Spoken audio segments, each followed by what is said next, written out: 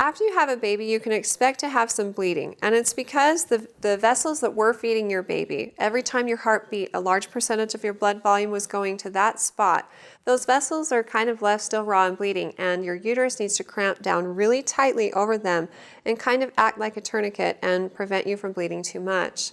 The immediate postpartum period, the first hour after you've had a baby, is the most important time to be watched for signs of hemorrhage. But that risk still continues for actually up to the first 3 months after you've had a baby. So it's important to watch your flow and make sure that it's slowing down. And if you ever have any specific concerns about it, it would be best to talk to your doctor. They can ask you more specific questions about it and decide if it warrants further investigation or treatment.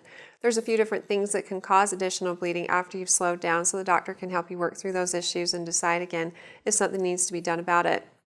But generally speaking, blood flow will be most significant the first week after you've had a baby, and it will be bright red and be accompanied by significant cramping. And then that should all taper off over the next couple of weeks. So weeks 2 and 3, you should notice that you're not having heavy bleeding, you're not having bright red bleeding. It should go to like a more pinkish, brownish color. And then usually most women by weeks 3 to 5 are noticing that they're not bleeding at all, they're just having normal white discharge. If you ever stop bleeding and then start again, then it would be best to talk to your doctor, especially if it's persisting. Make sure that if you ever saturate a pad in an hour or you're passing a lot of clots, that you go to the emergency room to get checked out. And avoid using tampons because it's good for what's in there to come out to prevent infections and things like that. And make sure you're changing your pads every 4 hours to prevent irritation and infection.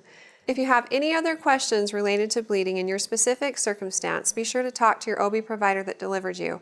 But if you have any other questions for me, feel free to ask them on our Facebook page at facebook.com/Intermountain Moms and recommend us to your friends and family too.